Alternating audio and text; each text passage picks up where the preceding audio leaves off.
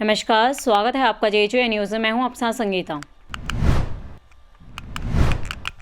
रामनगर की बिगड़ती यातायात व्यवस्था पटरी पर लाने और जनता को जाम से निजात दिलाने के लिए मंगलवार को नगरपालिका के करीब 1 दर्जन सभासदों ने संयुक्त रूप से मांग को लेकर ARTO प्रवर्तन ऋषु तिवारी को ज्ञापन सौंपा।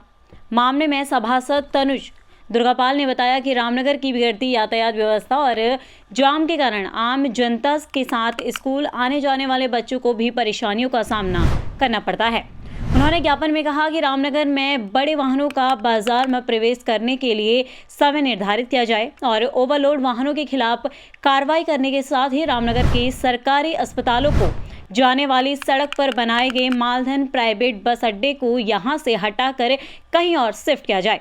साथ ही सड़क को जाम मुक्त किया जाए, क्योंकि जाम के कारण इस मार्ग पर एम्बुलेंस गुजरने में काफ़ी परेशानियां होती हैं, तो वहीं मरीजों को भी अस्पताल आने जाने में काफ़ी दिक्कतों का सामना करना पड़ता है। इस मामले में ARTO ऋषु तिवारी ने बताया कि सभासदों द्वारा जो समस्या आज रखी गई है उसकी प्राथमिकता से समाधान किया जाएगा और वाहनों के प्रवेश को लेकर जल्द ही SDM और CO के साथ संयुक्त टीम बनाकर इस पर भी कार्रवाई की जाएगी। इसके अलावा उन्होंने कहा कि रामनगर में जाम से निजात दिलाने को लेकर ही भी ठोस प्रयास किए जाएंगे। पहले तो आप लोगों का बहुत बहुत धन्यवाद कि आप टाइम पे हमारे पास पहुंचे और हमने रामनगर शहर की आज जन समस्या बहुत ज़्यादा दिनों से हमारे बीच में आ रही थी, उसके लिए हम आज ARTO ma'am Rishu Tiwari ji ma'am से मिले। ऐसा है, हमारे शहर में कई दिक्कतें हैं। जैसे एक तो हमारे आसपास के शहरों में जो भारी वाहन हैं, जो लोडेड वाहन आते हैं, उनका एक समय सुनिश्चित है, जिसकी वजह से और शहरों में दिक्कतें कम आती हैं। हमारे शहर में उसका कोई टाइम सेट नहीं है। अपने मन से दिन दहाड़े वो गाड़ियाँ आती हैं और जगह जगह पार्किंग होती है, जगह जगह माल उतारती है। तो हमारा ARTO मैडम से अनुरोध था कि इसकी एक समय सीधा तय की जाए, जैसे रात को 8 बजे के बाद ये गाड़ी शहर के अंदर एंट्री करें, सुबह 6 बजे तक करें, जिससे जो बच्चे स्कूल जाते हैं उन्हें भी दिक्कतें ना आए। जो शहर में जाम की समस्या है, क्योंकि पर्यटन नगरी है रामनगर एक, तो यहाँ जो समस्याएँ और मुख्य तौर पर जो वीकेंड होता है तो उस समय रामनगर शहर की स्थिति बहुत गंभीर हो जाती है जाम को लेकर। तो हमने मैम से कहा है कि जो भारी वाहन है, जो लोडेड वाहन है, वो शहर में का एक टाइम सेट हो, उसी टाइम के हिसाब से वो शहर के अंदर एंट्री करें। दूसरी बात हमारी मैडम से कहना ये था कि बहुत सी शहर की गलियों में, मोहल्लों में जो पुरानी गाड़ियाँ हैं, वो गाड़ियों का कौन मालिक है, कौन वाहन स्वामी है, वो वाहन कब से खड़ा है, इसका कोई देख रेख नहीं की जा रही है। और उसके वजह से जो सुबह हमारे कूड़ा गाड़ी जाती है डोर टू डोर, उसमें कभी कोई मरीज होता है, एम्बुलेंस निकलने में कोई घर में किसी दिक्कत आ जाए तो उससे हमें बड़ी दिक्कतों का सामना करना पड़ता है हमारे लोग, शहर के लोगों को। तो हमारी मैम से अनुरोध था कि जो ये जगह जगह गाड़ियाँ खड़ी हैं, जिनका कोई मालिक का पता नहीं है और वर्षों से एक ही जगह पे खड़े को सड़ रही हैं, इन गाड़ियों के मालिकों का पता करा के इनके खिलाफ कार्रवाई की जाए।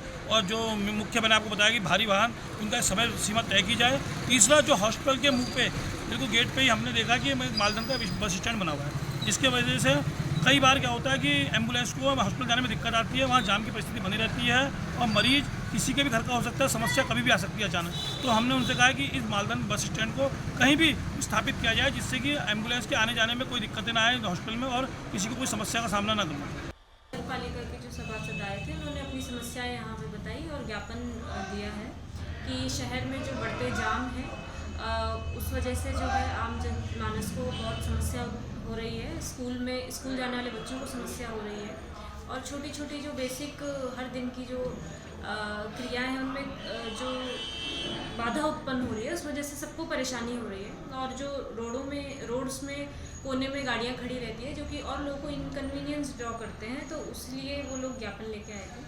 तो इसमें हम लोगों ने आश्वासन दिया है कि ये जो भार वाहन की जो समस्या है कि जिस वजह से रोड में जाम लगता है, तो उसके लिए हम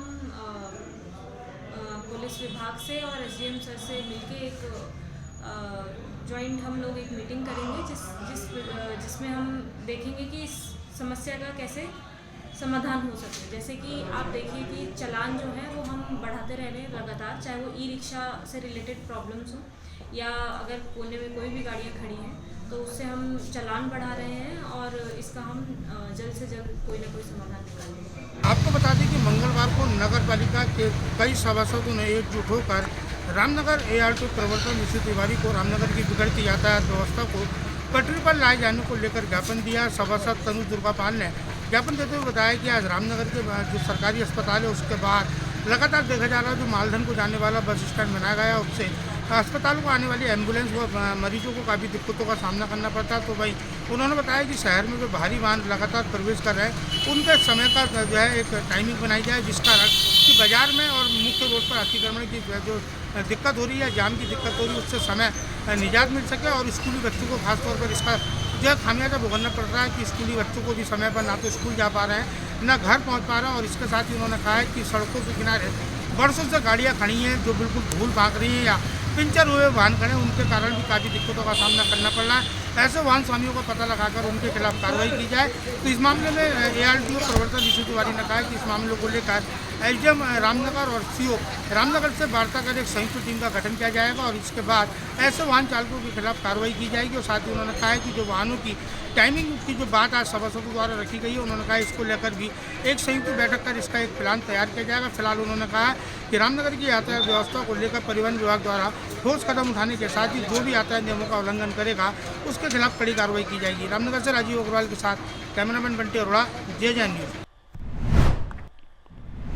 ये खबर आपके लिए तैयार की हमारे संवाददाता राजीव अग्रवाल ने। फिलहाल इस खास खबर में बस इतना ही। बाकी की तमाम खबरों के लिए आप बने रहें JJ न्यूज़ के साथ। धन्यवाद।